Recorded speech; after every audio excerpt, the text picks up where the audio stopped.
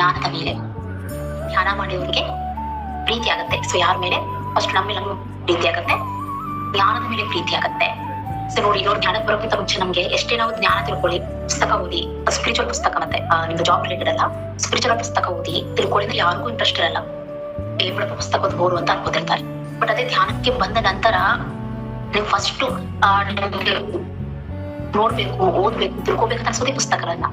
ನಿಮಗೆ ಗೊತ್ತಿಲ್ಲದ ಪುಸ್ತಕಕ್ಕೆ ನೀವು ಪ್ರೀತಿ ಮಾಡಕ್ಕೆ ಸ್ಟಾರ್ಟ್ ಮಾಡ್ತೀರಾ. ತುಂಬಾ ಜನ ಧ್ಯಾನಕ್ಕೆ ಬರ್ದೇ ಇದ್ರು ಕೂಡ ಪುಸ್ತಕವನ್ನ ಓದ್ತಾ ಇರ್ತಾರೆ, ಪುಸ್ತಕನ ಪ್ರೀತಿಸ್ತಾ ಇರ್ತಾರೆ. ಬಟ್ ಏನ್ ಗೊತ್ತಾ, ಅವ್ರ ಅರ್ಥ ಓದ್ತಾ ಇದ್ರು ಕೂಡ ಅದನ್ನ ಅಪ್ಲೈ ಮಾಡಕ್ ಅವ್ರ ಕೈಯಿಂದ ಆಗ್ತಿರಲ್ಲ. ಸರಿಯಾದ ರೀತಿಯಲ್ಲಿ, ಪರಿಪೂರ್ಣ ರೀತಿಯಲ್ಲಿ ಆ ಪುಸ್ತಕವನ್ನ ತಿಳ್ಕೊಳಕ್ ಅವ್ರ ಕಡೆ ಆಗ್ತಾ ಇರಲ್ಲ.